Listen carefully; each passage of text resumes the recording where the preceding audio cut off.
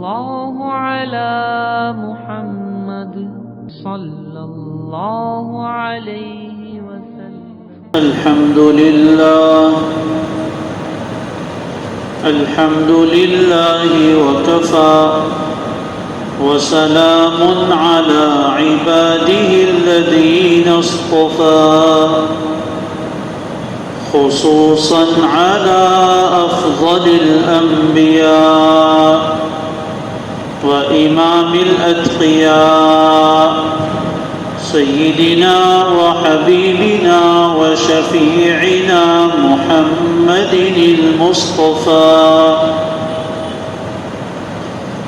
وعلى آله وأصحابه الأوفياء. أما بعد فأعوذ بالله من الشيطان الرجيم.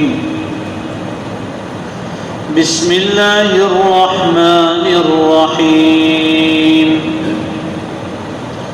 الله يصطفي من الملائكة رسلا ومن الناس إن الله سميع بصير.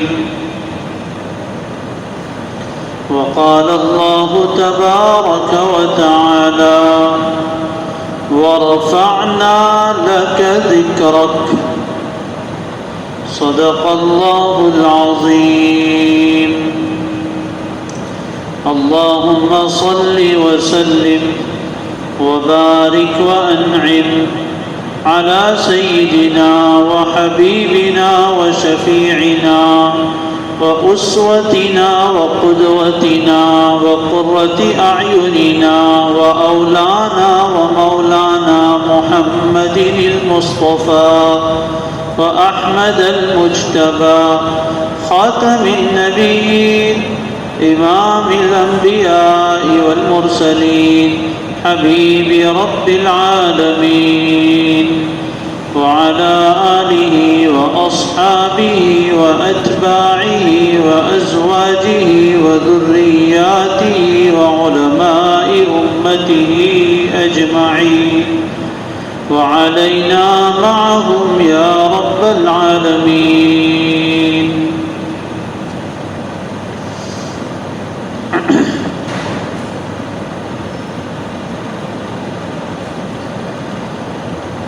سلسلہ سیرت النبی صلی اللہ علیہ وسلم کی تیسری مجلس ہے.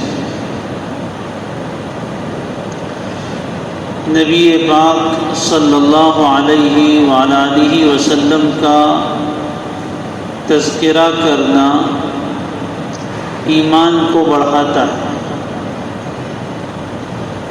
نبی پاک صلی اللہ علیہ وآلہ وسلم کو یاد کرنا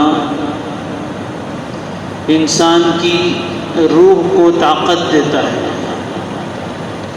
نبی پاک صلی اللہ علیہ وآلہ وسلم کی سیرت و صورت کو سننے سے دل میں نور پیدا ہوتا ہے اور آپ صلی اللہ علیہ وسلم کی زندگی کے واقعات سے انسان کی اصلاح ہوتی ہے. اس لیے پہلی دو مجلس میں بھی یہ بات ذکر کی تھی کہ ان مجالس کو ایمانی، روحانی، نورانی اور اصلاحی مجلس بنانا ہے. اللہ تبارک و تعالی ہم سب کو یہ چاروں چیزیں عافیت کے ساتھ نصیب فرمائے. اور چار جملے بھی دوبارہ عرض کروں جو ہمارے دل و دماغ میں رچ بس جائے، اس کی دعوت ہمارے اندر اترے، اس کی حقیقت سے ہم واقف ہو جائے کہ نبی پاک صلی اللہ علیہ وسلم کی عظمت ایمان کی بنیاد ہے اور نبی پاک صلی اللہ علیہ وسلم کی محبت ایمان کے کامل ہونے کی شرط ہے. اور نبی پاک صلی اللہ علیہ وآلہ وسلم کی سیرت سب سے بہترین سیرت ہے اور آپ صلی اللہ علیہ وسلم کی اطاعت کامیابی کا سب سے بڑا دروازہ ہے۔ اللہ تعالیٰ ہمیں یہ چاروں چیزیں بھی نصیب فرمائے۔ پچھلی مجلس میں حضرت ابراہیم علیہ السلام سے سلسلے کا آغاز اور ابتدا کی تھی، اور بیت اللہ شریف کی تعمیر تک ہم پہنچے تھے کہ اللہ تبارک و تعالیٰ نے کس طرح حکم دیا، اور حضرت ابراہیم نے اللہ تعالیٰ کے حکم سے اپنے بیٹے حضرت اسماعیل علیہ السلام کے ساتھ مل کر بیت اللہ شریف تعمیر کیا، دوبارہ انہی بنیادوں پر کھڑا کیا۔ یہاں تک ہم پہنچے تھے۔ اس سے آگے چلتے ہیں۔ حضرت اسماعیل علیہ السلام تو مکہ مکرمہ میں ہی مقیم رہے، وہیں ٹھہرے، وہیں آباد ہوئے، اور جیسے کہ بتایا تھا کہ قبیلہ جرہم بھی وہاں آ کر آباد ہوا۔ حضرت اسماعیل علیہ السلام کا پہلا نکاح قبیلہ جرہم کی ایک عورت سے ہوا، اور اس کے بعد حضرت ابراہیم علیہ السلام کے کہنے پر حضرت اسماعیل نے اپنی بیوی کو طلاق دے دی۔ اس کے بعد دوسرا نکاح بھی اسی قبیلے بنو جرہم کی ایک عورت کے ساتھ ہوا۔ اس دوسری بیوی سے حضرت اسماعیل علیہ السلام کے یہاں 12 اولاد ہوئے۔ کتنی اولاد ہیں؟ 12 اولاد ہیں۔ سب کے نام بھی کتابوں میں لکھے ہیں۔ اب تو لوگوں کے گھروں میں بھی اتنے بچے نہیں کہ نام اتنے یاد رہے گئے۔ ان 12 میں سے 2 بیٹے بہت مشہور ہیں، ان میں سے ایک کا نام ہے قیدار، اور دوسرے کا نام ہے نابت۔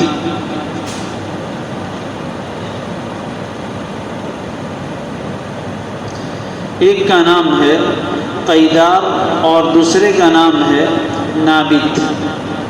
یہ دونوں ان 12 میں سے بہت زیادہ مشہور بھی ہیں، اور عربوں کے اکثر قبائل جو جزیرۃ العرب میں اور اس کے آزو بازو میں آباد تھے، وہ انہی 2 کی نسل میں آگے چلے گئے۔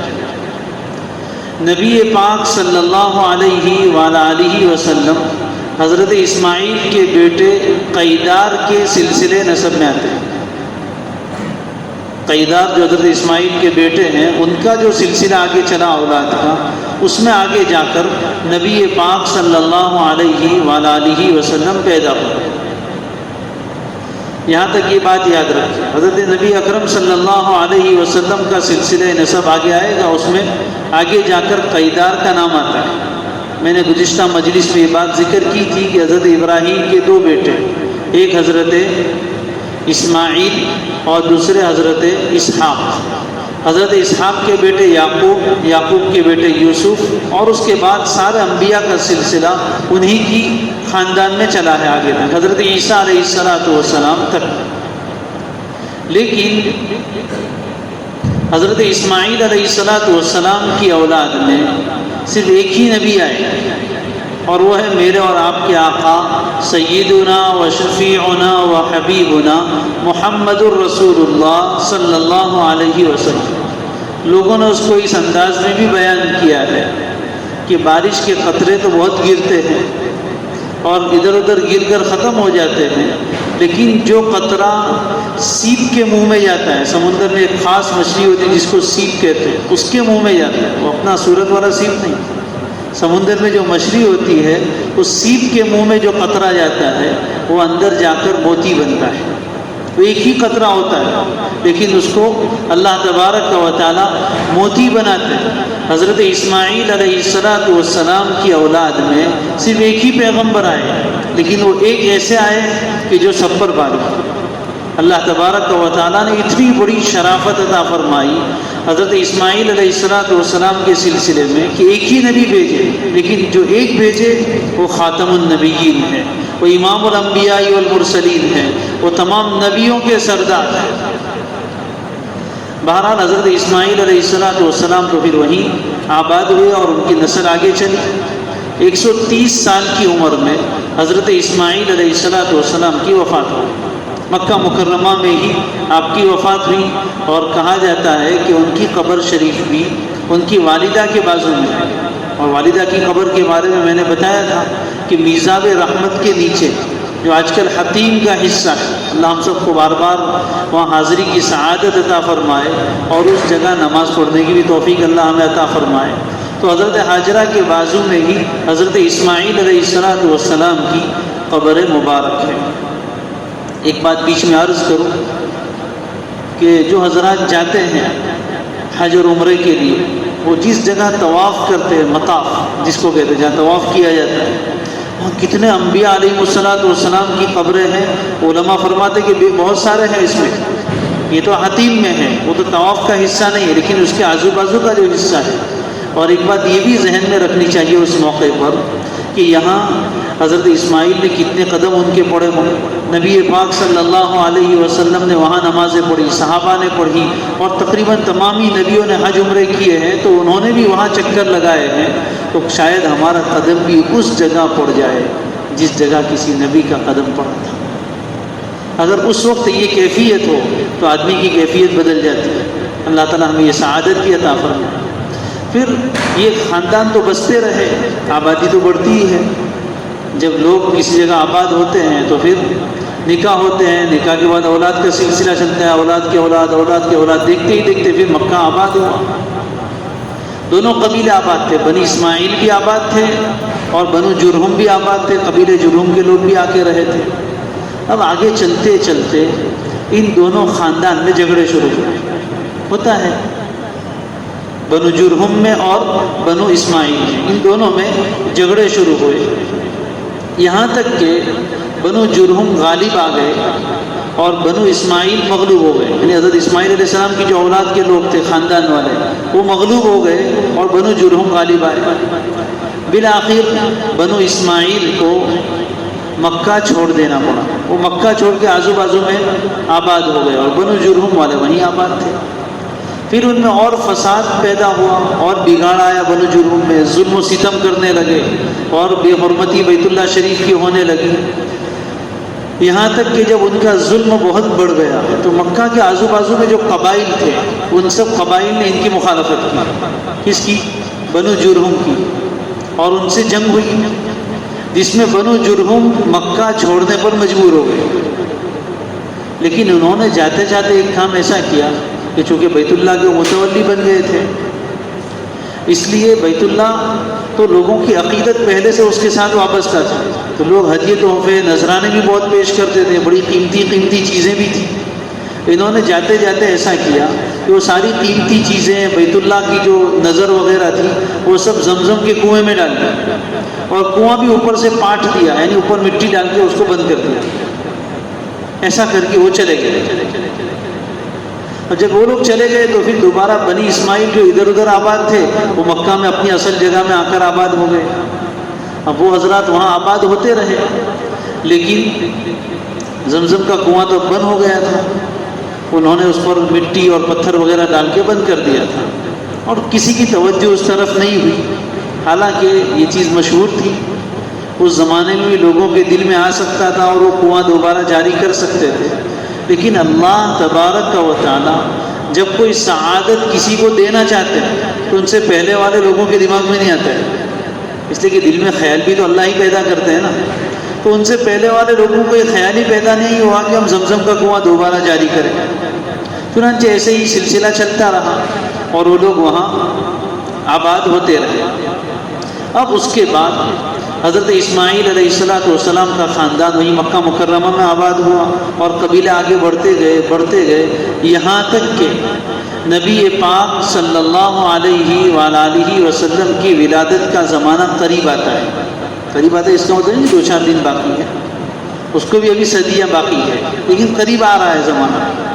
تو اس زمانے کو سمجھنے کے لیے ہمیں سمجھنا پڑے گا نبی پاک صلی اللہ علیہ وسلم کا نسب۔ ایک بات یاد رکھیں، اللہ تبارک و تعالی نے سب مخلوق کو پیدا کیا ہے، لیکن ان مخلوق میں سے پھر وہ انتخاب کرتے ہیں، چنتے ہیں، سلیکٹ کرتے ہیں، کس کو؟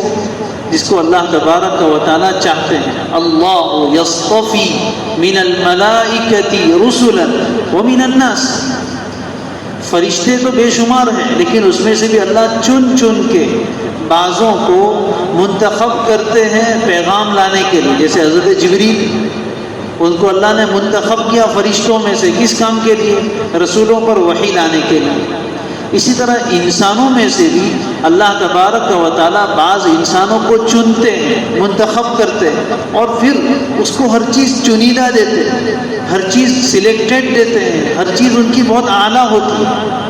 تو نبی چونکہ بڑے پاک ہوتے ہیں، مطہر ہوتے ہیں، طاہر ہوتے ہیں، بڑے اعلیٰ ہوتے ہیں، تو ان کا پورا خاندان اللہ تبارک و تعالیٰ بڑا پاکیزہ بناتے ہیں.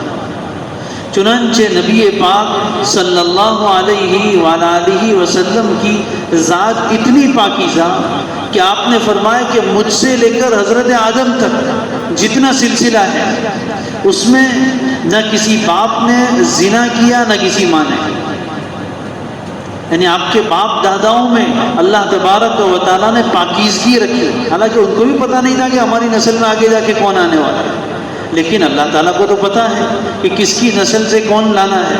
تو اوپر سے پورا سلسلہ نسب کو انتہائی پاکیزہ بنایا، انتہائی پاکیزہ یہ سلسلہ بنایا.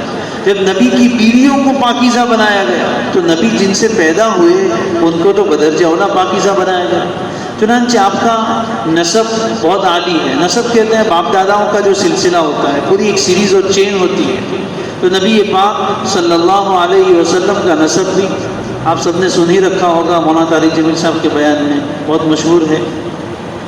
محمد صلی اللہ علیہ وسلم ابن عبداللہ ابن عبد المطلب ابن ہاشم ابن عبد مناف ابن قصی ابن کلاب ابن مرہ ابن کعب ابن لؤی ابن غالب ابن فہر، فہر کو یاد رکھنا ہے، ابن فہر ابن مالک ابن النضر ابن کنانہ، یہ کنانہ کو بھی یاد رکھنا ہے، بن خزیمہ بن مدرکہ بن الیاس بن مضر بن نزار بن معد بن عدنان. یہاں تک کا سلسلہ نسب کا بخاری شریف میں موجود ہے، اور خود نبی پاک صلی اللہ علیہ وسلم بھی اپنا سلسلہ نسب یہاں تک ہی بیان کرتے تھے. اس سے آگے بھی مورخین نے، اتہاس کاروں نے آپ کا نسبی سلسلہ حضرت آدم تک پہنچایا ہے، لیکن اس میں یقین کے ساتھ نہیں کہہ سکتے. اس لیے آپ نے فرمایا کذب النسابون، یہ جو نسب بیان کرنے والے لوگ ہیں وہ یہ کہتے ہیں کہ ہم کو سب کا نسب معلوم ہے. ان کی یہ بات صحیح نہیں ہے، غلط ہے. اس کا مطلب جھوٹ بولا ایسا معنی نہیں ہے کذب النسابون. وہ جو یہ دعویٰ کرتے کہ ہم کو سب نسب پورا آخر تک معلوم ہے حضرت آدم تک، ان کا یہ دعویٰ صحیح نہیں ہے، غلط ہے. اس لیے احتیاط اس میں ہے کہ یہاں تک ہی نسب بیان کیا جائے. خود نبی صلی اللہ علیہ وسلم نے اس سے آگے کا نسب بیان نہیں فرمایا، عدنان تک کا بیان کیا. اس سے آگے بھی مورخین نے بیان کیا ہے، لوگ بیان کرتے ہیں اپنے ذوق کے اعتبار سے، لیکن محتاط اور احتیاط کی بات یہ ہے کہ عدنان تک ہی سلسلے نسب بیان کیا جائے، اس سے آگے نہیں. اس لیے کہ اگر کوئی ان میں سے حقیقت میں آپ کے آباء و اجداد میں سے نہیں ہے تو غلط نسب بیان کرنا لازم آئے گا. اس لیے عام طور پر علماء فرماتے ہیں کہ احتیاط اس میں ہے کہ یہاں تک ہی نسب بیان کیا جائے. تو آپ کا نام تو سب کو معلوم ہے، آپ کے والد عبداللہ ہیں، دادا عبد المطلب ہیں، ان کا بھی انشاءاللہ کچھ تذکرہ آگے آئے گا 2-3 دادا تک. ان کے والد ہاشم ہیں، وہاں سے ہم سلسلہ شروع کریں گے. تو یہ آپ کا نسب ہے. خود نبی پاک صلی اللہ علیہ وسلم نے فرمایا کہ اللہ تعالیٰ نے پوری انسانیت میں سے عربوں کو چنا، پوری انسانیت میں سے اپنا نبی بنانے کے لیے عجمیوں کو نہیں، عربوں کو چنا. یہ اللہ کا انتخاب ہے، اور کچھ صلاحیتیں ہوتی ہے جس کی وجہ سے کسی کو چنا جاتا ہے. یہ خدا داد صلاحیت اللہ کی طرف سے دی گاڈ گفٹ ہوتی ہے، اللہ عطا فرماتے ہیں. تو تمام انسانیت میں سے عربوں کو چنا، اور عربوں میں سے بھی پھر خاص خاص قبیلوں کو چنا، اور ان قبیلوں میں سے پھر ان کی خاص شاخ کو چنا، اور ان شاخ میں سے پھر نبی صلی اللہ علیہ وسلم کو چنا. چنانچہ آپ نے فرمایا اللہ تعالیٰ نے حضرت ابراہیم کی اولاد میں سے بھی انتخاب کیا. 2 بیٹے تھے اسحاق اور اسماعیل، اس میں سے حضرت اسماعیل کو چنا. پھر حضرت اسماعیل کی اولاد بہت چلی، جیسے میں نے بتایا 12 بیٹے ہیں، اس میں سے آگے جا کر کنانہ کو چنا. یہ جو نام آیا نا بیچ میں، نظر بن کنانہ، تو کنانہ کو چنا. پھر کنانہ میں سے آگے جا کر اللہ نے قریش کو چنا، پھر قریش میں سے آگے جا کر اللہ نے بنی ہاشم کو چنا، اور پھر بنی ہاشم میں سے اللہ تعالیٰ نے مجھے چنا۔ یہ آپ علیہ السلام نے پوری باتیں تفصیل سے بیان فرمائی۔ تو اللہ کا انتخاب ہے، اوپر سے چنتے چنتے آئے۔ استفا ہم بولتے ہیں نا، محمد مصطفیٰ، مصطفیٰ کہتے کس کو ہے؟ چنیدہ، سلیکٹڈ۔ آسان لفظوں میں اگر اس کو سمجھنا ہو تو جیسے کوئی چیز چھانی جاتی ہے، جیسے کوئی چیز چھانتے ہیں،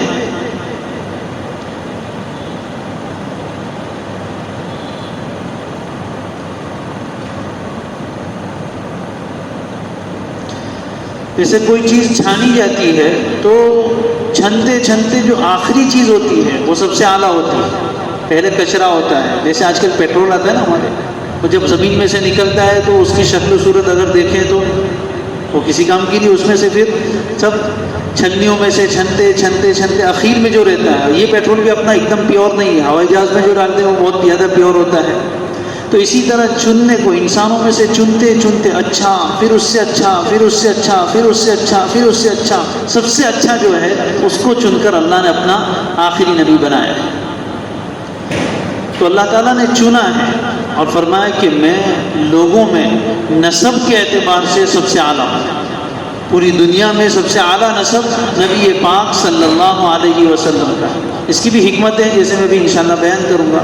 یہ تو والد کی طرف سے نسب ہوا، والدہ کی طرف سے تو محمد صلی اللہ علیہ وسلم ابن آمینہ، آپ کی والدہ کا نام آمینہ ہے، بنت وہب، نانا کا نام وہب ہے، بن عبد مناف، یہ عبد مناف الگ ہے، جو اوپر باپ کے سلسلے میں آئے تو وہ نہیں، بن زہرہ، بن کلاب، بن مرہ۔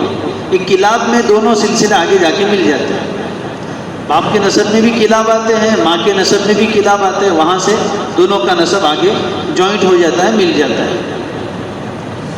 اللہ تبارک و تعالی نبی کو اونچے نسب اور اونچے خاندان میں بھیجتے ہیں، اس میں بھی حکمت ہے۔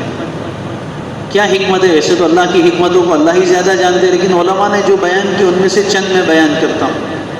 پہلی حکمت لوگوں نے یہ بات بیان کی ہے کہ انسانوں کی فطرت ایسی ہے، کیونکہ نبی جو آتا ہے وہ دعوت کے لیے آتا ہے، لوگوں کو اللہ کی طرف بلانے کے لیے آتا ہے، ہدایت لے کر آتا ہے۔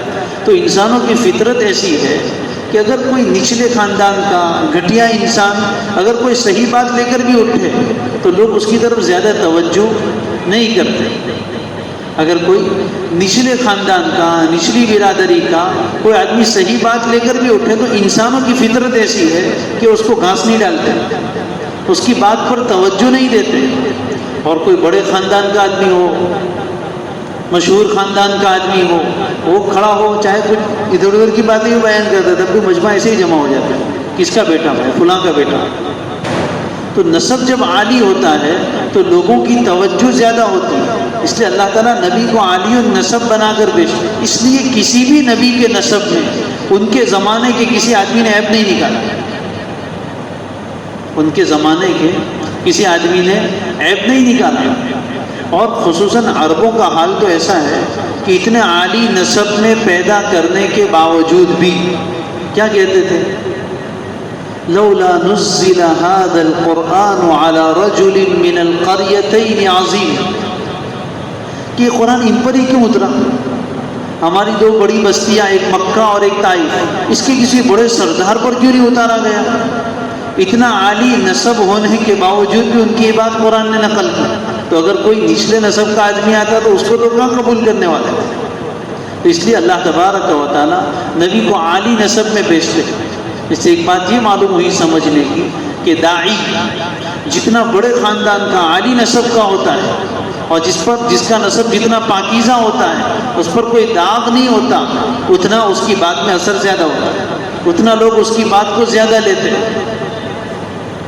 دوسری حکمت علماء نے بیان فرمائی ہے کہ نبی اونچ نیچ کے بھید کو ختم کرنے کے لیے آتے ہیں، اونچ نیچ کے بھید کو ختم کرنے کے لیے آتے ہیں۔ اگر نبی خود نیچے خاندان کے ہو اور پھر آ کر وہ لوگوں کو یہ دعوت دے کہ کوئی اونچا کوئی نیچا نہیں، سب برابر، ایکول کی وہ تعلیم دے، تو اس پر عیب آئے گا کہ خود نیچے نسب کا ہے نا، اس لیے اپنے آپ کو اونچا کرنے کے لیے دعوت دے رہا ہے۔ اس لیے دنیا میں بہت سے لوگوں نے یہ تحریکیں اٹھائی، فورن میں بہت سی جگہ کالوں کو گوروں کے برابر کرنے کی. گوروں کو لوگ بڑا سمجھتے تھے، اونچا سمجھتے ہیں، کالوں کو نیچا سمجھتے ہیں. تو کالوں میں سے ہی لوگ کھڑے ہوئے، تو ان کی تحریک کامیاب نہیں ہوئی. یہ تو اپنے آپ کو اونچا دکھانے کے لیے یہ تحریک لے کر اٹھے. نبی خود اتنے عالی نسب، اور وہ یہ بتا رہے ہیں کہ کسی عربی کو عجمی پر فضیلت نہیں، کسی گورے کو کسی کالے پر فضیلت نہیں. تو نبی کی یہ جو دعوت مساوات ہے، برابری کی دعوت ہے، اس میں اسی وقت وزن پڑ سکتا ہے جب نبی خود عالی نسب ہو اور یہ کہہ رہے کہ نیچے والوں کو بھی ہمارے برابر لا کر کھڑا کر دو، تب اس میں وزن آتا ہے. اور تیسری وجہ یہ ہے کہ جب خاندان بڑا ہوتا ہے تو اپنی قوم کے مقابلے میں ان کی طرف سے حمایت اور مدد ملتی ہے. خود نبی صلی اللہ علیہ وسلم کی سیرت میں انشاءاللہ ہم آگے دیکھیں گے کہ آپ کے قبیلے کے بہت سے لوگ ایمان نہیں لائے، جیسے آپ کے چچا ابو طالب ایمان نہیں لائے، لیکن آپ کی حمایت پوری کی، آپ کی طرفداری کی، آپ کی مدد کی، پورا سپورٹ کیا. کیوں؟ خاندان کے تھے، خاندان کے تھے. تو بڑے خاندان میں عالی نسب میں ہونے کی وجہ سے جلدی کوئی ہاتھ بھی نہیں ڈالتا. اس لیے جب تک چچا موجود تھے وہاں تک کسی کی کافر کی، مشرک کی، مکہ کے کسی سردار کی ہمت نہیں ہوئی کہ اللہ کے نبی کے ساتھ گستاخی کا معاملہ کرے، ان کو کوئی تکلیف پہنچائے. تو اونچے نسب میں، عالی نسب میں پیدا کرنے کی ایک حکمت یہ بھی ہے. پھر دوسری ایک بات ہے کہ عربوں کو ہی کیوں چنا؟ ان میں بھی اللہ نے کچھ خصوصیات رکھی. بہت سے لوگ اس طرح کے سوال کرتے ہیں ان میں نبی کیوں آئے، ہم میں کیوں نہیں آئے؟ تو ایسے کو ایک جواب تو یہ دینا چاہیے کہ آئینے میں منہ دیکھ لو بھائی. کوئی چیز لینے کے لیے اس کی صلاحیت بھی تو چاہیے یا نہیں چاہیے؟ بغیر صلاحیت کے کوئی چیز نہیں دی جاتی.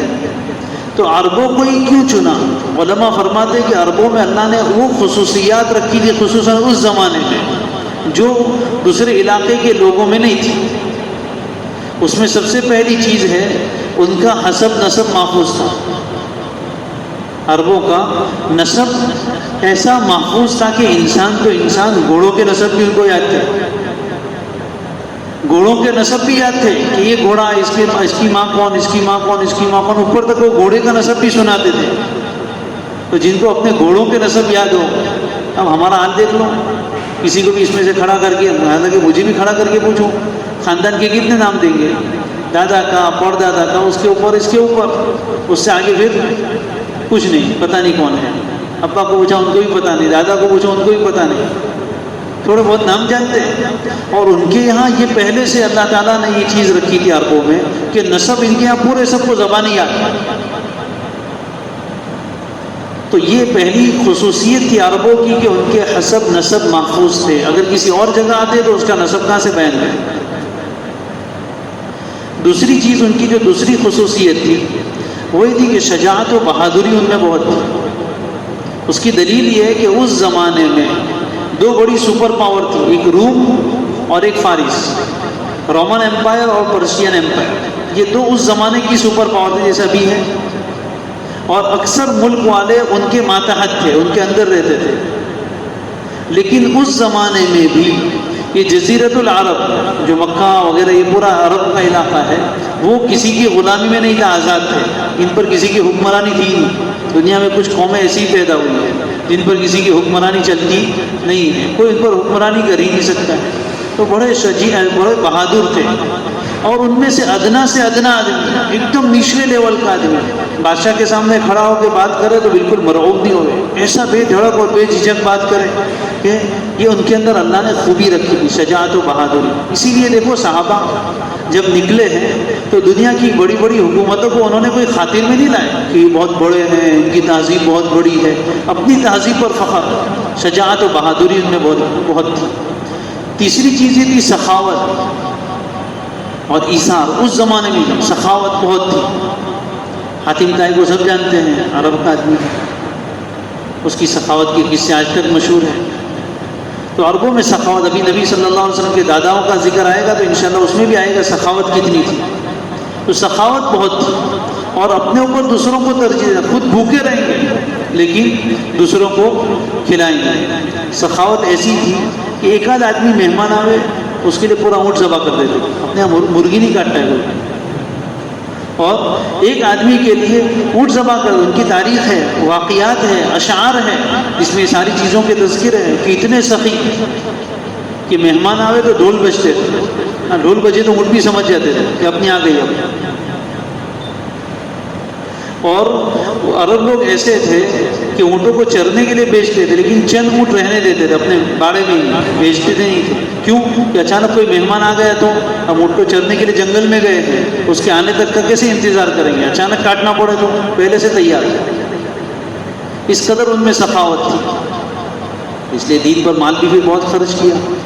100 اونٹ دینا کوئی آسان کام نہیں ہے. 100 مرسیڈیز کوئی دیتا ہے کہ ابھی ایک بھی نہیں دیتا ہے.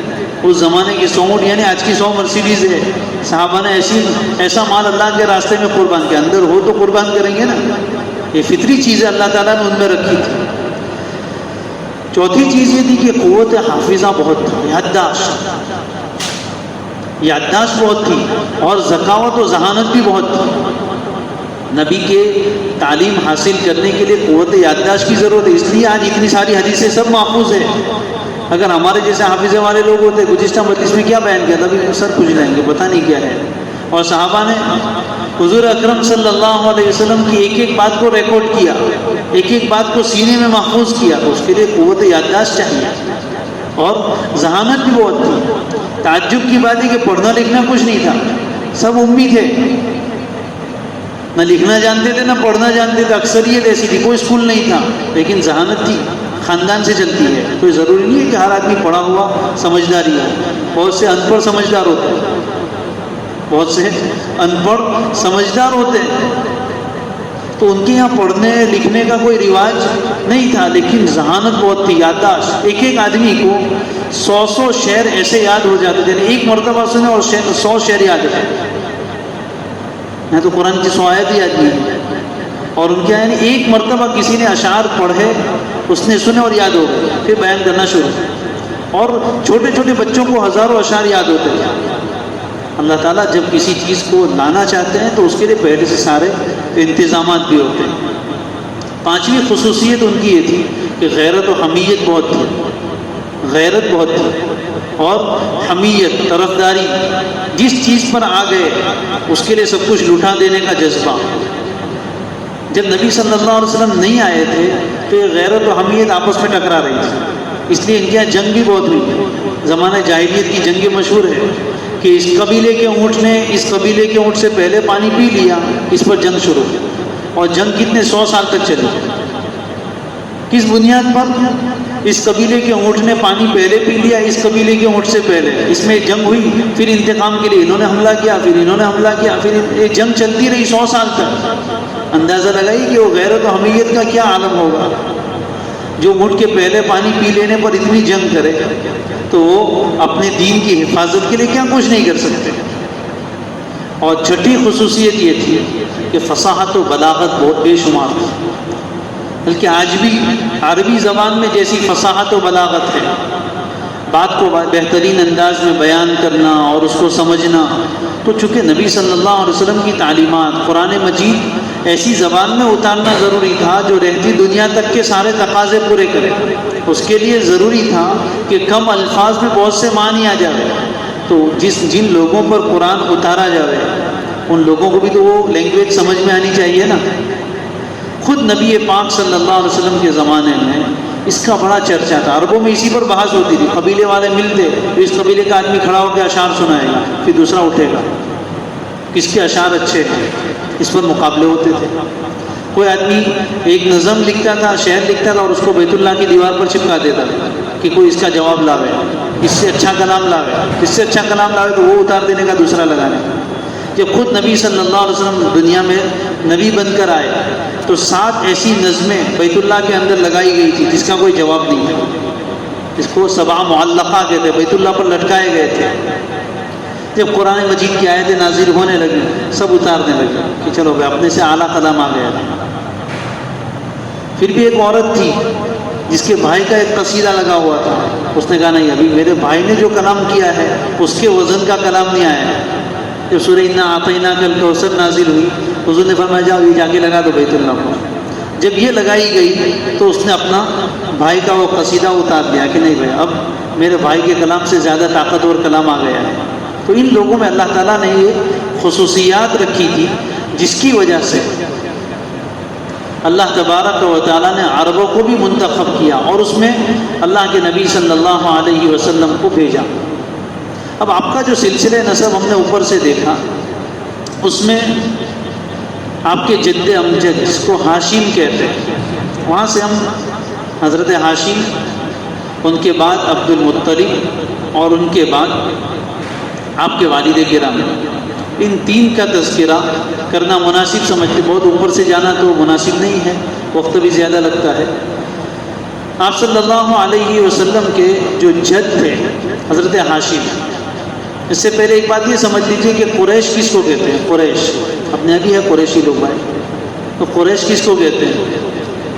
حضرت عبداللہ ابن عباس رضی اللہ تعالیٰ عنہما سے لوگوں نے پوچھا کہ آپ تو قریش کے بڑے آدمی ہو، آپ بتاؤ کہ قریش کو قریش کیوں کہتے ہیں، اس کی کیا وجہ ہے؟ تو حضرت عبداللہ ابن عباس رضی اللہ تعالیٰ عنہما نے فرمایا کہ سمندر میں ایک مچھلی ہوتی ہے، اس کا نام قریش ہے. وہ مچھلی اتنی بڑی ہے کہ دوسری ساری مچھلیوں پر غالب آتی ہے. تو وہاں سے قریش کو بھی قریش کہتے ہیں، اس لیے کہ یہ بھی ایسا قبیلہ ہے کہ باقی سارے قبیلے اس کے سامنے چھوٹے ہیں اور وہ ان سے بڑا ہے. باقی سارے قبیلوں میں جو خوبیاں ہیں ان سے زیادہ خوبیاں اللہ نے قریش میں رکھی. تو وہ جو سمندر کی مچھلی ہے کہ اس سے بڑی کوئی مچھلی نہیں، تو اسی طرح قریش سے بڑا کوئی قبیلہ نہیں، اس لیے ان کو قریش کہا جاتا ہے. اب قریش کون سے اولاد کو کہتے ہیں؟ تو راجح بات یہ کہ نضر ابن کنانہ، کنانہ اوپر ہے، کنانہ کا بیٹا ہے نضر، تو نضر کی جو اولاد ہے ان کی اولاد کو قریش کہتے ہیں. کنانہ کی اور بھی اولاد تھی، وہ سب قریش میں داخل نہیں ہے. کنانہ کا جو بیٹا نضر ہے اس کی اولاد کو قریش کہتے ہیں، یاد رکھنا ہے. قریش کس کی اولاد کو کہتے ہیں؟ نضر بن کنانہ کی اولاد جو نیچے تک چلتی ہے اس کو قریش کہا جاتا ہے.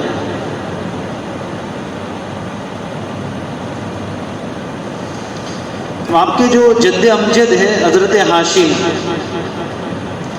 ان کا نام تھا عمر، اصل نام ہاشم ان کا لقب ہے. ہاشم ان کا لقب ہے، نام تھا عمر. ہم ہاشم کیوں کہتے ہیں؟ ہاشم کے معنی ہوتے ہیں بہت سے، ہو سکتا ہے کسی کا نام ہاشم ہو تو معنی سمجھ لو. ہاشم اصل میں کہتے ہیں چورا چورا کرنے والے. آپ کے جو یہ جد امجد تھے حضرت ہاشم جن کا نام عمر تھا، ان کو ہاشم اس لیے کہتے ہیں کہ یہ بڑے سخی تھے. ابھی آگے ان کا تذکرہ آئے گا. تو گوشت میں روٹی چور کر سب کو کھلاتے تھے. قحط پڑا تھا، خشک سالی، دکھاڑ، تو سب لوگ بھوکے مر رہے تھے. اس وقت حضرت ہاشم نے ایسی فیاضی اور سخاوت کی کہ بڑی بڑی گوشت کی دیگیں پکائی اور اس میں روٹیاں چور چور کے ڈال کے سب کو کھلاتے تھے. تو سب سے پہلے یہ روٹی چورنے کا کام انہوں نے کیا، تو وہاں سے ان کا لقب پڑ گیا ہاشم. وہاں سے ان کا لقب ہو گیا ہاشم. انتہائی مہمان نواز تھے. ابھی میں نے بتایا کتنا کھلاتے، لوگوں کو کھانا کھلانے میں بڑے مشہور تھے.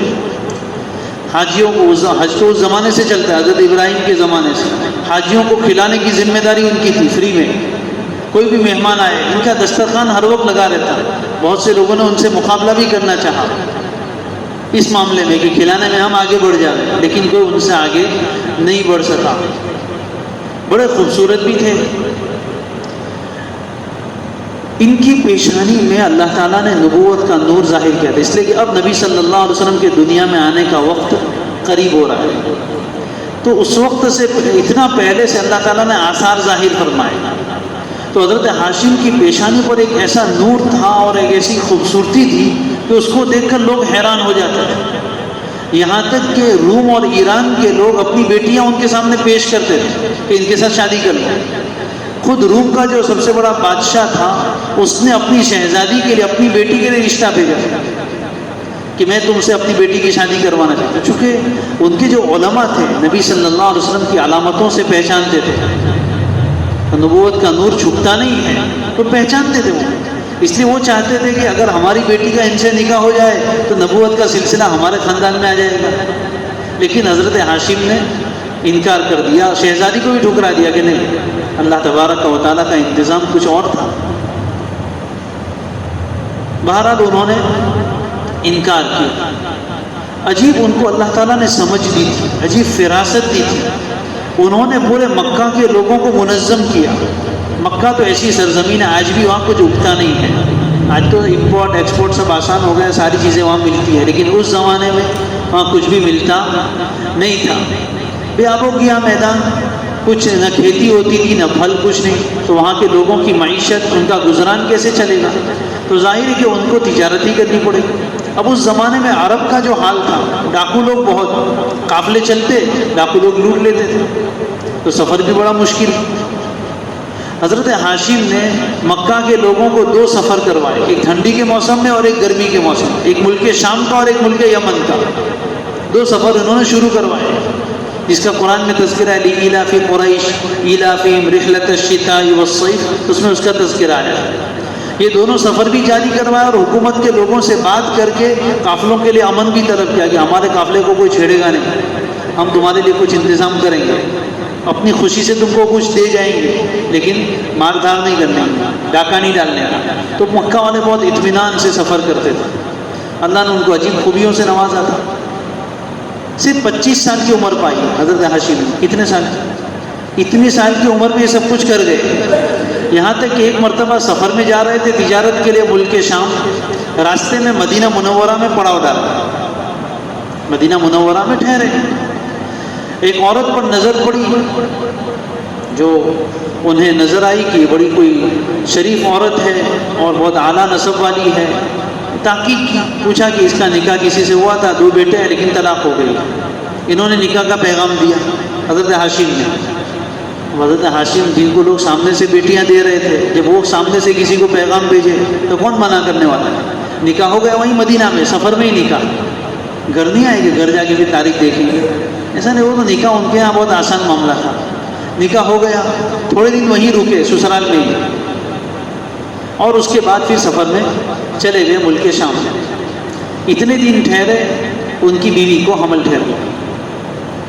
حضرت ہاشم نکل گئے سفر پر, ملک شام میں ہی ان کا انتقال ہو گیا. 25 سال کی عمر, ملک شام میں ہی ان کا انتقال ہو گیا. اب خیر یہاں تو بیوی حمل سے ہو گئی تھی, بچہ پیدا ہوا. جو بچہ پیدا ہوا وہ پیدائشی طور پر اس کے کچھ بال سفید تھے, پیدائشی طور پر کچھ بال سفید تھے, اس لیے اس کا نام رکھ دیا شیبہ. شیبہ عربی میں کہتے ہیں سفید بال پر. تو چونکہ پیدائش کے وقت کچھ بال سفید تھے تو ان کا نام کیا رکھ لیا؟ شیبہ رکھ لیا. وہ شیبہ بن گئے. یہ ہے آپ کے دادا, اصل نام شیبہ ہے. آگے ان کا نام عبد المطلب کیسے ہوا وہ انشاءاللہ آئندہ مجلس میں. یہ شیبہ ہے جو آپ کے دادا ہے, ان کا نام عبد المطلب کیسے ہوا اور وہ کیسے تھے, ان کی کیا خصوصیات تھی, وہ انشاءاللہ آئندہ مجلس میں. تیاری تو اس سے آگے کی تھی لیکن ابھی اور چیز باقی ہے. یہ پہلی چیز ہوئی جو واقعات کا تسلسل ہے. کہاں تک پہنچ گئے بھائی؟ آپ کے دادا تک آ گئے. یاد رہے گا نا آئندہ کہاں سے شروع کرنا ہے. شیبہ جو آپ کے دادا ہے, جن کا نام بعد میں عبد المطلب سے مشہور ہو گئے. اب دوسری چیز ہے نبی پاک صلی اللہ علیہ وسلم کا حلیہ مبارکہ. گزشتہ مرتبہ آپ کے چہرے انور کو بیان کیا تھا. بال مبارک, آپ کی پیشانی, آپ کی ابرو, آپ کی پلکیں, آپ کی آنکھ مبارک, آپ کے رخسار, آپ کی ناک, آپ کے دانت اور آپ کی داڑھی مبارک, یہاں تک کا بیان ہوا تھا. یاد ہے چہرہ ہمارے ذہن میں رہنا چاہیے, ان کی تصویر سینے میں موجود ہے. اس سے آگے آج ہم حلیہ مبارکہ میں کچھ اور چیزیں دیکھیں گے جس سے اور زیادہ نمایاں طور پر نبی پاک صلی اللہ علیہ وسلم کا حلیہ ہمارے سامنے آئے. سب سے پہلی چیز ہے قد و قامت. کسی بھی آدمی کا تصور کرنا ہو تو اس کے لیے قد و قامت ہوتی ہے کہ قد کتنا تھا. تو نبی پاک صلی اللہ علیہ وآلہ وسلم پست قد نہیں تھے, ٹھیکنے پست قد, اس کو اپنے آپ بٹکا کہتے ہیں. پست قد بالکل نہیں تھے. یہ فطری چیزیں ہیں, لیکن اگر کوئی آدمی پست قد ہے تو اس کی پرسنالٹی اتنی زیادہ نہیں پڑتی. خوبصورتی والا جسم اس کو نہیں کہا جاتا, ایک عیب ہے لیکن پیدائشی ہے, اس پر کسی کا عیب ہم نکال نہیں سکتے. لیکن آپ علیہ الصلوۃ والسلام پست قد بالکل نہیں تھے. اور دوسرا قد ہوتا ہے بہت لمبا آدمی, جس کو اپنا کہتے ہیں لمبا تڑنگا, تاڑ جیسا, اس کو دیکھے تو یوں دیکھنا پڑے. تو یہ بھی اتنا لمبا ہوتا ہے، اس کو بھی بیوقوفی میں مشہور لوگ کہتے ہیں کہ اتنے لمبے آدمی کی عقل گھٹنے میں ہوتی ہے. اگر کوئی ہے تو یہ اس کی اپنی اختیاری چیز نہیں ہے، پہلے میں نے کہا، لیکن ایسے بھی نہیں تھے. درمیانی قد تھا لیکن لمبائی سے قریب تھا. قد کیسا تھا؟ نہ بالکل چھوٹا نہ بہت لمبا، بلکہ درمیانی. آپ صلی اللہ علیہ وسلم کو ہر چیز اللہ تعالیٰ نے درمیانی دی تھی. لیکن معجزہ یہ تھا کہ جب آپ لوگوں میں کھڑے ہوتے تو چاہے کوئی کتنا ہی لمبا آدمی ہو، آپ علیہ السلام اس سے مجھے نظر آتے. یہ معجزہ تھا. حالانکہ قد اتنا لمبا نہیں تھا، قد درمیانی تھا. اب کتنے فٹ بائی کتنے انچ ایسا وہ سب میں بیان نہیں کر سکتا. اندازہ ہر آدمی کو ہو جاتا ہے کہ لمبا قد کتنا ہوتا ہے، پستہ قد کتنا ہوتا ہے، اس کے بیچ میں کتنا ہوگا. تو اس سے اور لمبائی سے قریب تھے. یہ قد تھا. قد و قامت یہ انتہائی اعتدال والا جسم. اس کے بعد دوسرا نمبر آتا ہے رنگ و روپ کے ساتھ. رنگ کیسا تھا؟ تو رنگ بھی الگ الگ ہوتے ہیں دنیا میں، کمبینیشن دیکھ لو. ایسے بنیادی طور پر ایک کالا رنگ ہے انسانوں میں جو بہت زیادہ بلیک ہوتا ہے. ایک سفید رنگ ہے جو بہت زیادہ سفید ہوتا ہے، چونے جیسا، جیسے انگریز گورے لوگ ہوتے ہیں. اور ایک ان دونوں کے بیچ میں ہوتا ہے. ایک ان دونوں کے بیچ میں، جس کو ہمارے یہاں سانولا کہتے ہیں. ایک ہوتا ہے ایک دم کالا، ایک ہوتا ہے ایک دم گورا، ایک ہوتا ہے سانولا. نبی پاک صلی اللہ علیہ وآلہ وسلم کا رنگ سرخ سفید تھا. سرخ کہتے ہیں لال کو، اور سفید تو سب جانتے ہیں. یعنی ایسا سفید جس میں سرخی ملی ہوئی ہو. اب سفید میں سرخ ملے تو پنک بنتا ہے. سفید میں سرخ ملے تو پنک رنگ بنتا ہے، جو بہت زیادہ خوبصورتی کی علامت ہے. یہ کب ہوتا ہے؟ جب آدمی کی چمڑی گوری ہو اور صحت مند آدمی ہو تو اس کی چمڑی کے نیچے جو خون دوڑتا ہے نا، وہ چمڑی پر نظر آتا ہے. اس لیے آدمی بن جاتا ہے سرخ سفید. تو رنگ انتہائی حسین سرخ سفید تھا. یعنی ایسا سفید جس میں سرخی ملی ہوئی ہو، پنک کے قریب قریب. تو رنگ روپ بھی سمجھ میں آ گیا. تو کالا رنگ بھی اللہ نے نہیں دیا. انتہائی ایسا گورا جو چونے جیسا ہوتا ہے، اس میں اٹریکشن نہیں ہوتا ہے. یہ جو گورے لوگ ہیں انگریز، گورے تو بہت ہوتے ہیں لیکن اس میں اٹریکشن نہیں ہے، کشش نہیں ہے. اور اس کے مقابلے میں بعض گورے لوگ ایسے ہوتے ہیں کہ اس کے رنگ میں کشش ہوتی ہے. جیسے آپ ملک شام کے لوگوں کو دیکھو، عمرے میں جاتے ہیں، حج میں جاتے ہیں، وہاں کے لوگ نظر آتے ہیں، ایسا لگتا ہے سارا روپ رنگ اللہ نے وہیں اتارا ہے، خوبصورتی اللہ نے وہیں اتاری ہے. کبھی کبھی جی چاہتا ہے کہ اپنے یہاں کے جو دوسرے لوگ ہیں وہ اگر دیکھ لے تو ایسے کہتے ہیں کہ بھائی پیالی میں پانی لے کے ڈوب مرنا چاہیے، اور اپنے ان کے سامنے کیا ہے. تو اللہ تعالیٰ نے وہ روپ رنگ عطا فرمایا تھا. پھر آگے نمبر ہے گردن مبارک کیسی تھی. گردن انتہائی خوبصورت، انتہائی سفید. احادیث میں گردن کی سفیدی کو خاص طور پر بیان کیا ہے، اس لیے کہ گورا آدمی بھی ہوتا ہے نا، اس کا یہ حصہ جو ہے نا پیچھے والا، وہ اتنا گورا نہیں ہوتا ہے جتنا چہرہ گورا ہے. اس لیے کہ اس پر پسینہ بھی ہوتا ہے، اس پر یہ کالر بھی لگتا رہتا ہے، اس پر دھوپ بھی لگتی ہے. تو یہ حصہ جو ہے ادھر والا، یہ تھوڑا سا سانولا ہو جاتا ہے دوسرے جسم کے مقابلے میں. لیکن نبی پاک صلی اللہ علیہ وسلم کی گردن مبارک اتنی صاف ستھری تھی کہ یہاں بھی رنگ کالا نہیں تھا، یہاں بھی انتہائی سفید، چاندی جیسی. احادیث میں اس کی تعبیر یہ آئی ہے، چاندی جیسا سفید رنگ تھا اور انتہائی معتدل. بعض لوگوں کی گردن آپ نے دیکھی بہت لمبی ہوتی ہے تو ایسا لگتا ہے کہ اسٹینڈ کے اوپر سر رکھا ہے. بعض لوگوں کی گردن ایسی بھی ہوتی ہے. پہلے کہا کہ یہ فطری چیزیں، انسان کا اس میں کوئی دخل نہیں ہے. اور بعض لوگوں کی گردن دکھتی نہیں، اتنی اندر دبی ہوئی ہوتی ہے. تو وہ بھی نہیں کہ ایک دم اندر دبی ہوئی کہ سر ایسا لگے کہ اندر گھس گیا ہے، اور ایسا بھی نہیں کہ گردن اتنی لمبی ہو کہ اسٹینڈ کے اوپر سر رکھا ہے، ایسا بھی نہیں. بلکہ دونوں کے بیچ میں انتہائی معتدل، جیسا سر اسی کے اعتبار سے نیچے گردن بھی بھراودار اللہ تبارک و تعالیٰ نے رکھی. انتہائی سفید. اور جیسے کوئی سلیقے سے بہت تراشی جاتی ہے گردن. احادیث میں ایک لفظ آتا ہے جیسے مورتیاں بناتے ہیں نا، اس کی گردن بہت سلیقے سے تراشی جاتی ہے، بہت اعتدال کے ساتھ. جتنا اوپر نیچے ہوتا ہے ان دونوں کے بیچ میں، چونکہ یہاں تک نیچے کا دھڑ ہے، اوپر سر ہے، اس کے بیچ میں گردن ہے. وہ ساری خوبصورتی کا دار و مدار اس پر ہے. تو جو پینٹر ہوتا ہے یا جو مورتی بنانے والا ہوتا ہے وہ گردن کو بہت سلیقے سے تراشتا ہے، بہت اعتدال کے ساتھ، بہت توازن کے ساتھ. تو اللہ کے نبی صلی اللہ علیہ وسلم کی گردن کو بعض صحابہ نے اس کے ساتھ بھی تشبیہ دی ہے. آپ کے مونڈے مبارک انتہائی مضبوط، اور یہ دونوں حصے یعنی سینہ کشادہ تھا، چوڑا سینہ، جس کا سینہ کشادہ اور چوڑا ہوگا اس کے شولڈر باہر تک پھیلے ہوئے ہوں گے، اپنے آپ بولتے تھے 56 کی چھاتی ہے، تو یہ کب ہوگی؟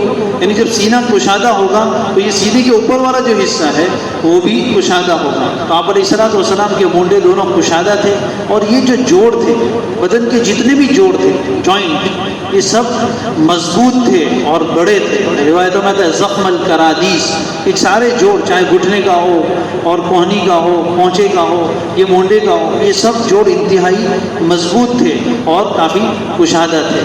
زخم الکرادیس، سینہ اور مونڈے انتہائی مضبوط، تبھی تو اتنی مضبوط تلوار اٹھاتے تھے۔ ہاتھ مضبوط نہ ہو، کندھا مضبوط نہ ہو، تبھی تو فون اٹھا کے بھی تھک جاتے ہم لوگ۔ کیا اٹھا کے تھک جاتے ہیں؟ فون اٹھا کے بھی تھوڑی دیر بیٹھے رہو یار، ہاتھ دکھتا ہے۔ اور وہ لوگ تلوار لے کے لڑتے تھے کتنے کتنے گھنٹے تک، ہاتھ دکھتے نہیں تھے۔ سینہ مبارک انتہائی کشادہ، اور سینے پر ایک بالوں کی لکیر تھی، یعنی یہاں سے لے کے ناف تک بالوں کی ایک باریک لکیر تھی آپ صلی اللہ علیہ وسلم کے سینے پر، سینہ کشادہ تھا۔ پیٹ مبارک کے بارے میں ہے کہ سینہ اور پیٹ دونوں برابر، سہال بطنی والصدر، یعنی باہر نکلا ہوا نہیں۔ اور ایک بات میں آپ کو عرض کروں، ذرا غور سے سننا، کہ یہ جو چیزیں بیان کی جا رہی ہے نا، یہ آپ کی جوانی کا عالم نہیں ہے۔ حضرت انس بیان کرتے ہیں، حضرت حسن بیان کرتے ہیں، یہ بعد میں آئی، حضرت ام معبد بیان کرتے ہیں، ہجرت کا موقع 53 سال کی عمر میں آپ صلی اللہ علیہ وسلم کی صحت کا اور خوبصورتی کا یہ عالم ہے۔ جوانی کا کیا کہنا؟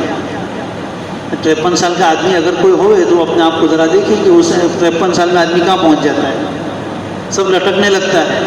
لیکن اس وقت بھی آپ صلی اللہ علیہ وسلم کی صحت کا یہ حال ہے۔ حضرت انس بیان کرتے ہیں روایت ہے، حضرت حسن بیان کرتے ہیں، جو چھوٹے تھے حضور کے سامنے بہت، یعنی انہوں نے حضور کی آخری زندگی دیکھی ہے، اس وقت کا یہ حال بیان کر رہے ہیں۔ ام معبد کے یہاں آپ صلی اللہ علیہ وسلم ہجرت کے موقع پر رکے، 53 سال کی عمر، اس وقت انہوں نے جو دیکھا وہ بیان کیا۔ تو پیٹ اور سینہ بالکل ہموار، یعنی پیٹ باہر نکلا ہوا نہیں تھا، بہت گندا لگتا ہے، باہر نکل جاتا ہے تو آدمی کی خوبصورتی ساری ختم۔ کسی کا ہی باہر نکلے، مرد کا نکلے یا عورت کا نکلے، ساری خوبصورتی ختم۔ تو اس کے لیے صحت کو آپ نے مینٹین کر کے رکھا تھا۔ آپ صلی اللہ علیہ وسلم کی جسم مبارک میں ہمارے لیے سبق یہ ہے کہ انسان اپنی صحت پر بھی توجہ دے اور اپنے جسم کو مینٹین رکھنے کی کوشش کرے اپنی حد تک، کھانے پینے کے اعتبار سے بھی اور دوسرے اعتبار سے بھی جو اس کے طریقے ہیں۔ بہرحال یہ چیزیں آپ علیہ الصلوۃ والسلام کی حلیہ مبارکہ کے بارے میں ہیں۔ ابھی اور چیزیں باقی ہیں حلیہ میں بھی، انشاءاللہ آئندہ مجلس میں اس کو لیں گے۔ آخری بات، عملی سیرت۔ نبی پاک صلی اللہ علیہ وسلم کی زندگی ہمارے لیے نمونہ ہے۔ آپ کی زندگی کے ہر واقعے میں ہمارے لیے سبق ہے۔ ایسا ہی ایک واقعہ آج بیان کریں گے جو صحیح حدیث کی کتابوں میں بھی موجود ہے اور تفصیلات کے ساتھ دوسری کتابوں میں بھی موجود ہے۔ خلاصہ یہ ہے اس کا، سب روایتوں کو سامنے رکھ کر، کہ مدینہ منورہ میں مسجد نبوی سب کچھ تھا۔ آپ صلی اللہ علیہ وسلم کی مجلس بھی وہیں لگتی تھی، نماز بھی وہیں ہوتی تھی، عدالت اور کورٹ بھی وہی تھی، مہمانوں کی مہمان نوازی کی جگہ بھی وہی تھی، مہمان خانہ بھی تھا، سب کچھ مسجد میں ہی ہوتا تھا۔ اور کوئی ہیڈ کوارٹر تو بنایا نہیں تھا اور کوئی آفس بھی نہیں، مسجد سے ہی سارے کام ہوتے تھے۔ آنے والے آتے رہتے تھے اپنے اپنے مقاصد کے لیے۔ مدینہ منورہ تو اس زمانے کے اعتبار سے شہر تھا، شہر میں آزو بازو سے لوگ اپنی اپنی ضرورت کے لیے آتے ہیں۔ ایک دیہات کے رہنے والے آدمی آئے۔ قرآن مجید میں دیہاتیوں کا تذکرہ بہت ہے اور احادیث میں بھی بہت ہے اور بڑا دلچسپ ہے۔ گزشتہ مرتبہ میں نے ایک دیہاتی کا قصہ بیان کیا تھا، شاید یاد ہوگا۔ یہ بھی ایک دیہاتی کا قصہ ہے۔ نبی پاک صلی اللہ علیہ وسلم مسجد میں تشریف فرما ہے، ان کو بھی پتہ چلا کہ نبی ہے، مسلمان بھی ہو گئے تھے۔ وہ آئے، خدمت اقدس میں حاضر ہوئے، کچھ بات کی، نماز بھی پڑھی۔ اس کے بعد پتہ نہیں ان کو کیا ہوا، مسجد کے ایک کونے میں استنجے کا تقاضا ہو تو وہیں کھڑے کھڑے پیشاب کرنے لگے۔ کون سی مسجد؟ مخدوم پورہ کی مسجد نہیں، مسجد نبوی علی صاحبہ افضل التحیۃ والسلام۔ مسجد نبوی میں حضور تشریف فرمائے، صحابہ بیٹھے ہوئے ہیں اور وہ ایک طرف کھڑے ہو کر پیشاب کرنے لگے. ظاہر یہ منظر دیکھ کر کون مسجد میں کوئی کتے کو پیشاب نہیں کرنے دیتا، انسان کو کون کرنے دے گا، اور کرنے بھی نہیں دینا چاہیے. لیکن وہ مسجد نبی میں کھڑے کھڑے پیشاب کر رہے ہیں. اب سوچئے صحابہ اوپر نیچے ہو رہے ہیں، روکنا چاہ رہے ہیں، مہ صحابہ کہے اے بھائی رک رک رک. حضور نے فرمایا رکو، چھوڑ دو، کر لینے دو. حضور نے کیا فرمایا؟ کر لینے دو. کہاں پیشاب کر رہا ہے؟ مسجد میں. کہاں کر لینے دو. انہوں نے پیشاب کر لیا. پھر بعد میں آ کر اب کیا کرنا چاہیے؟ کوڑے پھوڑے مارنے چاہیے، ڈانٹ ڈپٹ کرنی چاہیے، برا بھلا کہنا چاہیے. لیکن نبی پاک صلی اللہ علیہ وسلم کا حلم، آپ کی بردباری، آپ کی فراست، آپ کی حکمت، کیا کیا چیزیں اس میں بیان کی جائے. آپ نے ان کو قریب بلایا اور سوال کیا تو مسلمان ہونا؟ کیا سوال کیا؟ مسلمان ہونا. کہا کہ ہاں مسلمان ہونا. پھر آپ نے ارشاد فرمایا ان هذه المساجد لا يصلح لشيء من هذا البول والقذر. یہ جو مسجدیں ہیں یہ پیشاب پاخانے کی جگہ نہیں ہے.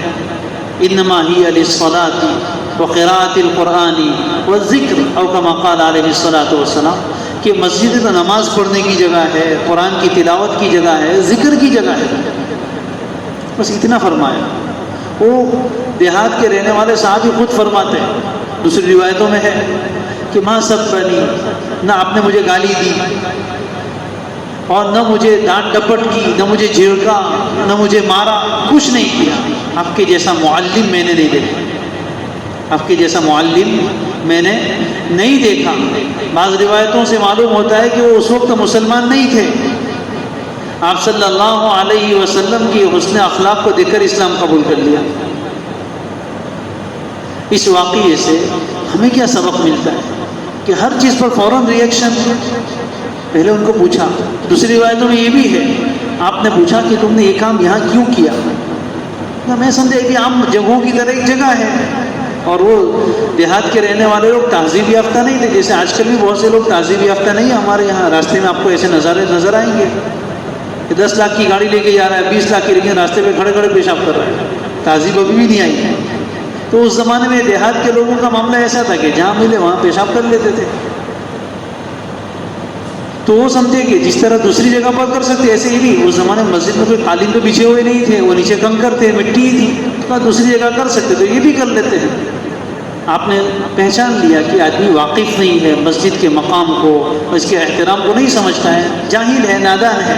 تو نادان آدمی کے ساتھ اس سے اگر غلطی ہو جائے تو پھر اس غلطی پر اس کو ڈانٹ ڈپٹ نہیں کی جاتی، سمجھایا جاتا ہے. ہمارے یہاں دیکھو اگر کسی سے بیچارے سے بھول سے ہو گیا، یعنی وہ نہیں روک سکا، کوئی بوڑھا آدمی ہے، پورے گاؤں میں چرچے، مسجد خراب کی، یہ کیا. کسی کے بچے سے اگر ہو گیا مسجد تو کیا مدرسے میں ہو گیا تو طوفان برپا ہو جاتا ہے. بہت سی مرتبہ بچہ ہے، ہو سکتا ہے، ہر انسان سے ہو سکتا ہے. اور اس میں آپ صلی اللہ علیہ وسلم کی حکمت دیکھیے. علماء نے اس پر مستقل کلام کیا ہے کہ کیوں نہیں روکا.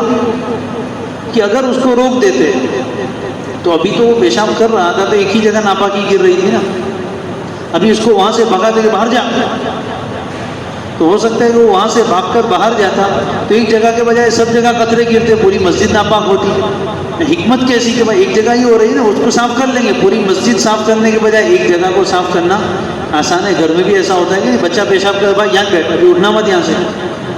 کیوں؟ اٹھ کے جائے گا تو پورا گھر خراب کرے گا. اتنی جگہ صاف کرنی ہے. حکمت اور فوری حکمت سمجھ میں آئی، ایسا نہیں کہ بہت سوچا کچھ. دوسری وجہ یہ بھی بیان کی ہے کہ اب پیشاب آدمی نے شروع کر دیا، اب اس کو اچانک روکے تو ایسا کوئی نل تو ہے نہیں کہ فوراً رک جائے گا. ہو سکتا ہے قطرے اس کے کپڑے پر گرتے، کپڑے بھی ناپاک ہو جاتے ہیں. ابھی کپڑے تو ناپاک نہیں ہو رہے تھے، جگہ ہی ناپاک ہو رہی تھی. تیسری بات علماء نے یہ بھی لکھی ہے کہ آپ صلی اللہ علیہ وسلم نے اس لیے نہیں روکا کہ اگر اس کو روکنے پر مجبور کرتے تو پیشاب ایک مرتبہ جب شروع ہو گیا اس کے بعد اچانک سے آدمی اس کو روک لے تو اندیشہ ہے کچھ بیماری ہونے کا، کڈنی پر کوئی ایفیکٹ ہو جائے، اندر کچھ دوسرا ایفیکٹ ہو جائے تو اس کو کوئی تکلیف ہو سکتی تھی. تو تکلیف سے بچانے کے لیے آپ نے اس کو نہیں روکا.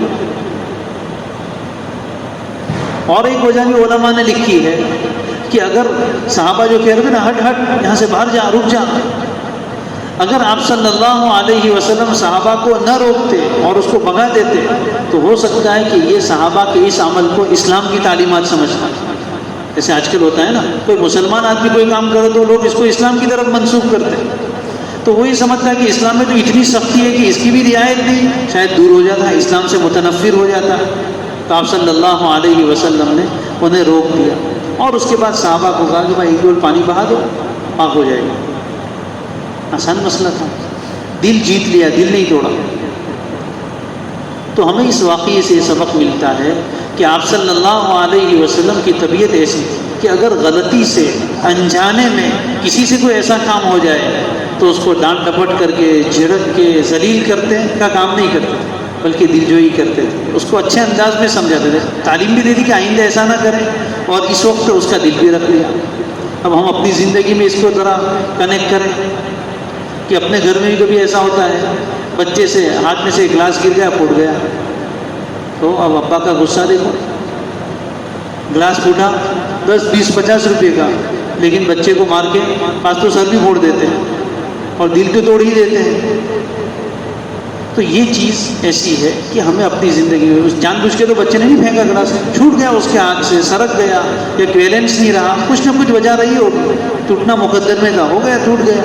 اب اس موقع پر صبر کرنا، اس موقع پر اپنے آپ پر کنٹرول کرنا، یہ نبی پاک صلی اللہ علیہ وسلم کی اس واقعے سے ہمیں سبق ملتا ہے. اور ایک واقعہ مسجد کا ہی لے لیتے ہیں. موبائل کی گھنٹی کسی کی بج گئی، شاید آج بھی جمعہ میں بج رہی تھی، تو کوئی آدمی مسلمان ہے جان بوجھ کے تو فون کی گھنٹی بجاتا نہیں. کوشش کرتے ہیں لوگ کہ بھائی بند کر دے، لیکن کبھی جلدی میں آئے اور رہ گیا اور بج گئی گھنٹی، تو نماز کے بعد سب اس کی طرف کون ہے. اور بعض لوگ بہت چالاک ہوتے ہیں، جس کی بجتی ہے وہ خود بھی دوسرے کی طرف دیکھتا ہے. اور بعض مرتبہ تو برداشت نہیں ہوتا ہے تو بعض تو نماز میں بھی بول پڑتے ہیں. بعض جگہ ایسے بھی واقعات ہوئے کہ نماز میں گھنٹی بجی، کسی نے نماز توڑ کے اس کو ڈانٹا. اور نماز کے بعد تو کبھی امام صاحب برس پڑھتے ہیں، کبھی پیچھے والے متولی صاحب اور کبھی دوسرے مقتدی. بھائی جان بوجھ کے نہیں ہوتا ہے، آدمی بھول گیا ہے، اگر اس کی جگہ تمہاری بجتی تو. ایک جگہ ایسا واقعہ ہوا تھا کہ نماز میں کسی کی گھنٹی بج گئی، امام صاحب نے نماز کے بعد کھڑے ہو کے بہت ڈانٹا. لوگ بھی بڑے شرارتی ہوتے ہیں. دوسری نماز میں اللہ کا کرنا ایسے امام صاحب بھی بھول گئے، وہ پیچھے بیٹھے رنگ بجا رہے امام صاحب کے فون پہ بار بار پوری نماز میں. اب امام صاحب کیا منہ دکھا رہے کہ پہلی نماز میں تو ڈانٹا تھا، اب تمہاری بجی مصلی پر. اس لیے ایسی بھول نہیں کرتے. اگر کسی سے غلطی سے کوئی کام ہو گیا تو درگزر سے کام لے، اس کو سمجھا دے. کبھی کوئی بچے نے شرارت کی، بس مسجد میں ایک طوفان برپا ہو جاتا ہے، بچے سے زیادہ بڑے بچے بن جاتے ہیں.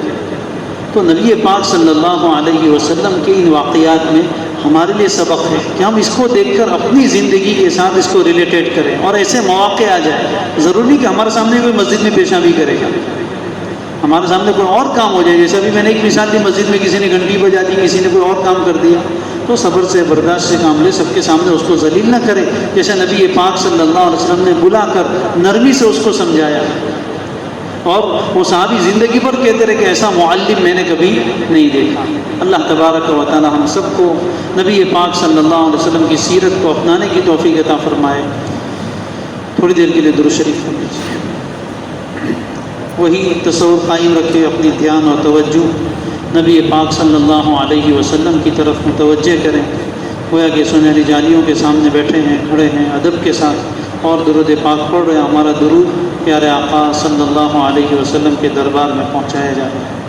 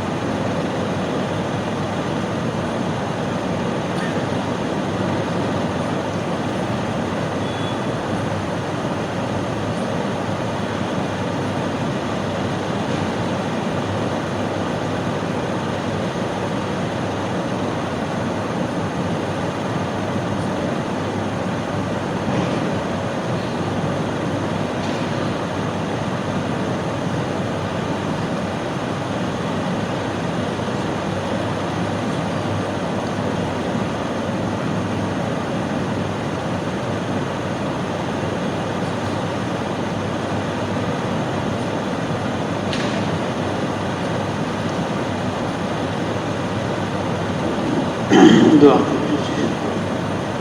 الحمد لله رب العالمين الحمد لله رب العالمين عدد خلقه ورضا نفسه وزنة عرشه ومداد كلماته. اللهم لا نحصي ثناء عليك أنت كما أثنيت على نفسك. يا رب صل وسلم دائما أبدا على حبيبك خير الخلق كلهم. جزا الله عنا سيدنا وحبيبنا وشفيعنا محمدا بما هو أهله. رب اغفر وارحم وأنت خير الراحمين. رب اغفر وارحم وتجاوز عما تعلم إنك أنت الأعز الأكرم. اللهم صل وسلم على سيدنا محمد وعلى آل سيدنا محمد طب القلوب ودوائها وعافية الأبدان وشفائها ونور الأبصار وجلائها. اللهم صل وسلم على سيدنا محمد صلاة وسلاما تطهر بهما نفوسنا تزكي بها قلوبنا وتوفقنا بها للأعمال الصالحة وتجنبنا بها من الأعمال السيئة يا أرحم الراحمين يا أرحم الراحمين يا أرحم الراحمين. ربنا آتنا في الدنيا حسنة وفي الآخرة حسنة وقنا عذاب النار. پیارے اللہ، اے ہمارے پیارے رب، یہ ہاتھ اس قابل نہیں کہ اٹھائے جا سکے اور زبان اس قابل نہیں کہ کچھ سوال کر سکے، لیکن میرے مولا آپ سے نہ مانگے تو پھر کس سے مانگے؟ آپ سے سوال نہ کریں تو پھر کس سے سوال کریں؟ آپ کے سوا ہمارا کوئی رب نہیں اور آپ کے در کے سوا ہمارا کوئی در نہیں. مولا ہم آپ کے ہی عاجز مسکین بندے ہیں. اللہ ہم ہر چیز میں آپ کے محتاج ہیں. اللہ ہم اچھا بننا چاہتے ہیں، بنا دیجیے. اللہ ہم آپ کا نیک بندہ بننا چاہتے ہیں، بنا دیجیے. پیارے اللہ پیارے اللہ پیارے اللہ، جتنے بھی تیرے نیک بندے ہیں وہ بھی ہمارے جیسے ہی انسان ہیں. پیارے اللہ ہم بھی انہی جیسے انسان ہیں. اللہ آپ نے انہیں نیک بنایا، ہمیں بھی بنا دیجیے. اللہ ہمیں بھی بنا دیجیے، اپنے فضل سے بنا دیجیے. اپنی سچی محبت عطا فرما. اپنے پیارے حبیب صلی اللہ علیہ وسلم کا سچا عشق عطا فرما. اللہ ہمیں آپ کی ذات اقدس کے ساتھ خاص تعلق عطا فرما. اللہ ان کی سنتوں کا اتباع عطا فرما. اللہ چلتے پھرتے ان پر درود پاک پڑھنے کی توفیق عطا فرما. اللہ ان کی زندگی کو اپنے لیے بہترین نمونہ بنانے کی توفیق عطا فرما. ان کے اخلاق میں سے ہمیں وافر حصہ عطا فرما. اللہ ان کے کردار میں سے ہمیں وافر حصہ عطا فرما. اللہ آپ نے جو انہیں کوثر عطا فرمائی، جو خیر کثیر عطا فرمائی، اللہ اس میں سے ہمیں بھی حصہ نصیب فرما. اور اس میں سے ہمیں بھی حصہ نصیب فرما. اے اللہ اے اللہ اے اللہ، کہتے ہوئے تو ڈر لگتا ہے، لیکن میرے رب اگر آج دنیا کا کوئی بڑا امیر کبیر آدمی ہو، کوئی اس کی شان میں کوئی قصیدہ کہہ دے، کوئی شعر کہہ دے، اللہ وہ خوش ہو کر کیسا نوازتا ہے. مولا مولا ہم نے تیرے پیارے حبیب صلی اللہ علیہ وسلم کی شان بیان کرنے کی ٹوٹی پھوٹی کوشش کی ہے. پیارے اللہ آپ کو کتنا پسند آئے گا؟ اللہ اگر کوئی آدمی کسی باپ کے سامنے اس کے بیٹے کی تعریف کرے، اللہ باپ اس سے خوش ہو کر اسے نوازتا ہے. اللہ ہم نے آپ کے پیارے حبیب صلی اللہ علیہ وسلم کی سیرت بیان کرنے کی کوشش کی ہے، سننے کی کوشش کی ہے. پیارے اللہ آپ بھی اپنے فضل سے، اللہ اپنے فضل سے ہمیں نواز دیجیے، گناہوں سے پاک فرما دیجیے، نیکیوں کی توفیق دے دیجیے. پیارے اللہ ہمارے سارے ادھورے کاموں کو پورا فرما دیجیے، پریشانیوں کو غموں کو دور فرما، ذہنی اور قلبی سکون عطا فرما. اللہ ہمارے مسائل کو آسان فرما.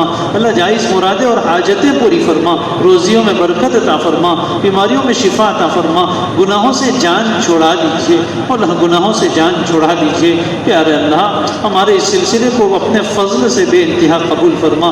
اس میں قبولیت کی صفات نہیں ہے، لیکن مولا تو اپنے فضل سے قبول فرما لے. اللہ قبول فرما لے. اللہ اس پر استقامت عطا فرما. اللہ پڑھانے والے کو، پڑھنے والوں کو، سننے سنانے والوں کو سب کو استقامت نصیب فرما. اے اللہ ان مجلسوں کو ذخیرہ آخرت و ذریعہ نجات بنا. اے اللہ ذخیرہ آخرت و ذریعہ نجات بنا.